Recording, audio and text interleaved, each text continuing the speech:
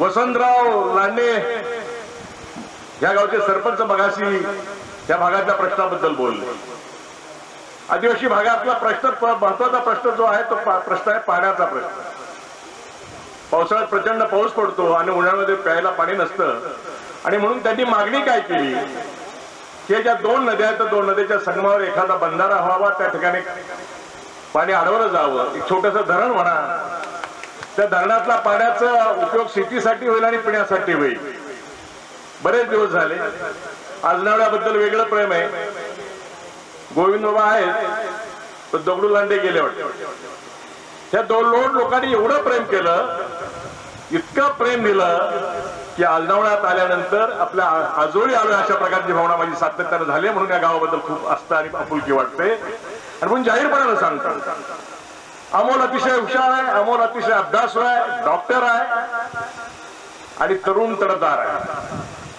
आदिवासी भागाला न्याय देताना पायलट प्रयोग म्हणून, पथदर्शक प्रयोग म्हणून आजनावळ्याच्या बंधाऱ्यासाठी शासनाची वाट न पाहता खासदार झाल्यानंतर खासदार फंडातील असतील कोटी, 2 कोटी, 5 कोटी टाकण्याचं प्रथम काम करतील, आजनावळ्यात करतील असं त्यांच्या वतीने या ठिकाणी जाहीर सांगतात।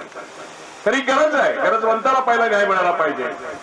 आदिवासी भागामध्ये अनेक प्रश्न आहेत, आरक्षणाचा प्रश्न गेले अनेक वर्ष पेटतोय। माझ्या आदिवासींचं आरक्षण कुणी काढून घेऊ नये, माझ्या आरक्षणात आदिवासींच्या आरक्षणाला कुणी हात लावू नये म्हणून डोळ्यात तेल घालून जाणारा आपला सर्वांचा नेता पिचड साहेब, अतिशय स्नेहाचे संबंध वल्लभ शेठ बरोबर आणि दिलीप वळसे पाटलांबरोबर, आणि दिलीप वळसे पाटील आणि वल्लभ शेठ सुद्धा त्यांच्या शब्दाच्या पुढे नाही।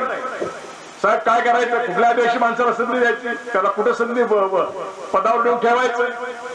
अनेकांना संधी त्यांच्या माध्यमातून मिळाली, अनेकांनी त्यांची जाण राखली, प्रतारणा केली नाही।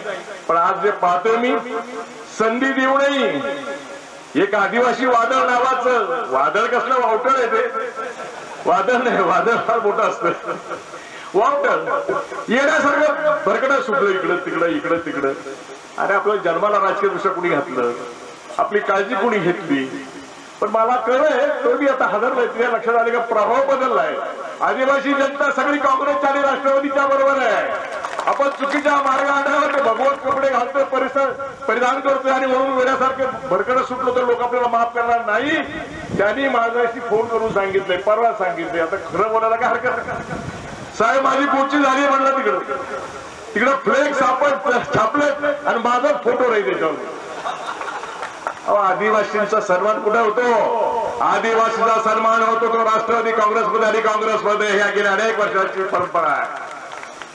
वेळासारख्या रागावून कुठे जरी जायचं आणि स्वतःच अस्तित्व म्हणजे शक्य होणार नाही ते, आणि म्हणून सगळ्यांनी जागृत झालं पाहिजे। आदिवासी भागातल्या अनेक प्रश्न आहेत, त्या प्रश्नांची ओहापोही करणार नाही। दुष्काळाचा प्रश्न काढला, पाण्याचा प्रश्न काढला, रस्त्यांचा प्रश्न काढला, हे प्रश्न प्रलंबित राहणारच, कारण सरकार आपलं नाही, म्हणून सरकार बदललं पाहिजे, परिवर्तन आणलं पाहिजे। पहिल्यांदा अमोलला पाठवून त्या ठिकाणी आपण देशाची सत्ता काबीज केली पाहिजे। सगळी जबाबदारी कोणावर आहे, शरद पवार साहेबांवर आहे। आघाडी कोणी बांधली, शरद पवार साहेबांनी। ताकद कोणी दिली, शरद पवार साहेबांनी।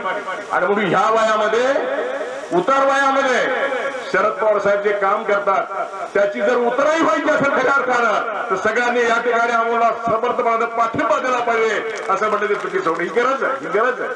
शरद पवारने आपल्याला खूप दिले, खूप योगदान आहे, प्रचंड उपकार आहे त्यांचे आपल्यावर, आणि ही संधी, हीच वेळ आहे त्यांची उतराई होण्याची। मताची टक्केवारी वाढली पाहिजे। गेले अनेक वर्ष या देशामध्ये काँग्रेसची सत्ता राहिली, ती प्रामुख्याने आदिवासींच्या मतावर राहिली, सांगताना मला आनंद होतो, माझा सार्थ अभिमान वाटतो। आदिवासी कधी चुकला नाही, प्रामाणिकपणाने मतदान केलं पाहिजे काँग्रेसला। हल्ली त्यांना बनवण्याचं काम, त्यांना भरकटवण्याचं काम काही मंडळी करतात, तेव्हा माझी विनंती, आपण शांत राहा। हे राजे, संभाजीराजे, शिवाजीराजेंची भूमिका करणार आहे। रायगडाला जेव्हा जागे त्यातला एक डायलॉग आहे, रात्र वैराची आहे जागा रहा, रात्र वैराची जागा रहा। आणि म्हणून आपल्याला आता जागा राहायचं, खऱ्या अर्थाने जागा राहायचंय। हे परिवर्तन आणण्यासाठी, मोदीला घालवण्यासाठी आपल्याला हा निर्णय घ्यायचा आहे। तो निर्णय तुम्ही 29 तारखेला घ्यावा आणि घड्याळाचं बटन दाबून अमोल कोल्हेंना निवडून आणावं अशा प्रकारची कळकळीची विनंती करतो आणि थांबतो। जय हिंद, जय महाराष्ट्र।